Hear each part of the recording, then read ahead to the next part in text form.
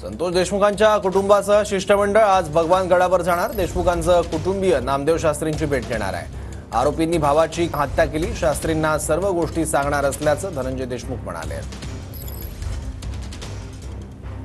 धनंजय मुंडेंची पाठराखण नामदेव शास्त्रींनी केलेली होती। भगवान गडावर नामदेव शास्त्रींची भेट घेतल्यानंतर नामदेव शास्त्रींनी पत्रकार परिषद घेत धनंजय मुंडेंच्या मी पाठीशी असल्याचं म्हटलं होतं। त्यानंतर धनंजय देशमुख म्हणजे संतोष देशमुख यांचे कुटुंबीय नामदेव शास्त्रींची आज दुपारी भेट घेणार आहेत आणि त्यांच्यासमोर भूमिका मांडणार आहेत आणि हत्येसंदर्भात माहिती देखील त्यांना देणार आहेत। मी वैभवी, माझा मुलगा सत्यजित, माझा पुतण्या विराज, आम्ही 4 जण जाणार आहेत, 5 जण।